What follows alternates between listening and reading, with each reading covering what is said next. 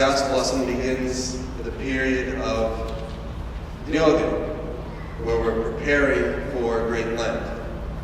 And it's a very, very appropriate passage to begin with, because one of the main issues that's discussed in this parable is the idea of prayer and how we are supposed to pray.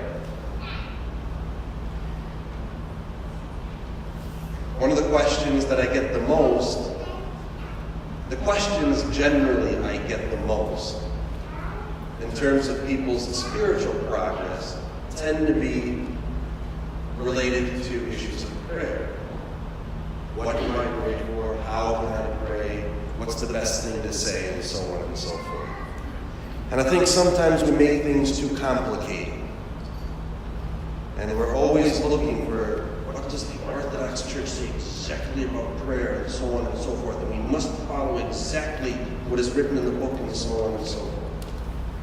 Let's make things a little bit simple. Because this is the way we need to communicate with God. It's simple. First thing, when it comes to prayer, I've said this to you before, but it's worth repeating, is we have to carve time for it. We have to separate ourselves a little bit from everything else that's going on. Because we can't focus in our conversation with God if something else is on our minds. So we have to put a little distance between what's going on right now in our lives and our position of prayer, so that we can have a little calmness before we begin, so our minds can be clear, so that we can think properly about what we want to say, and so that ultimately, yes, ultimately, we can hear what he wants to say back to us. Now, we're not necessarily going to hear words from God. Nonetheless, he's going to speak to us in some way, shape, or form. And one of the best ways to make and carve out this time is to make sure that we put some time in between our prayer and when we last used any digital device. I'm very serious about that. Whether it's TV, whether it's radio, whether it's the internet, whether it's social media, I don't care what it is. If it's something that you're watching, if it's something that you're interacting with, you have to put it aside. And you have to leave some time just for your mind to wind down.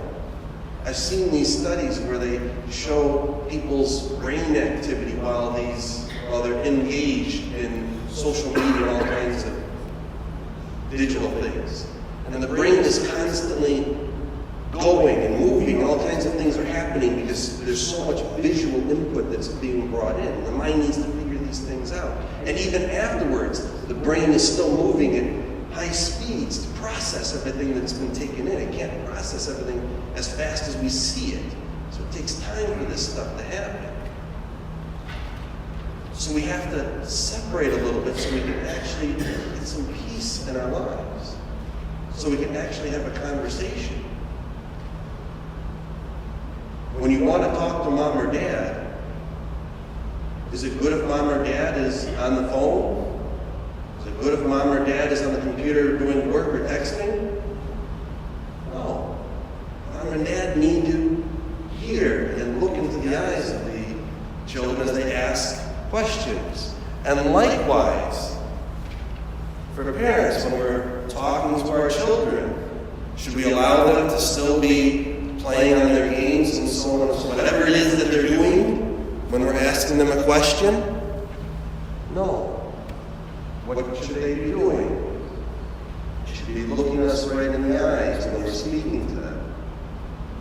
I remember my father saying that so many times to me, look me in the eye when I'm talking to you. And unfortunately, my kids have heard the same thing from time to time. Look at me when I'm speaking to you.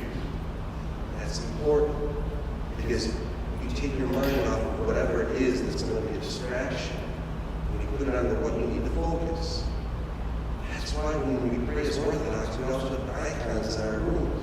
So when we want to have some visual input, it can be something that is holy, something that sets our mind right, that brings peace to our minds, that brings us some comfort, that brings us an expression of what is holy, that helps us get into that conversation with God. That's why it's important to pray in front of these icons and to make the time before we begin to speak. And when we do speak, what should we say? I suggest start with the Lord's Prayer. It's the one He tells us to do.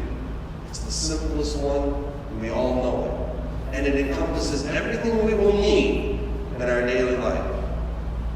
So say the Lord's Prayer. And after that, let your heart speak. Say and talk to God about the things that are happening. You don't necessarily have to say, here's the problem, I need an answer, help me with this, help me with that. Speak to Him as you would a parent, or to a good friend, or to a priest. Literally speak it. That's part of prayer. And the Lord will hear it. And if we're paying attention, and if we can make some separation between all the distractions in this world and our conversation with God, I'm certain that we're going to understand what He's saying back to us and how He is helping us in our daily lives constantly in response to this conversation we have with Him. Don't be afraid to say these things out loud. It doesn't mean you're crazy. It just means you're entering into a conversation with the Lord. Tell Him what's in your heart. It's okay. From time to time, remember to thank Him for the things that we have. And be specific about what it is that you are thankful for. Don't just thank Him for the food and for the shelter and so on and so forth. He knows you're thankful for that. Thank Him about something particularly meaningful to you that particular moment. And thank Him. Ask Him for help. But not generally, specifically for this issue. Ask that He keep us humble. That we don't exert our own will on everybody else around us. That it's not about my ego. But that a true relationship where there's give and take between people is always maintained. Ask for these things. This is the way that we should begin to pray. But most of all, make a separation between the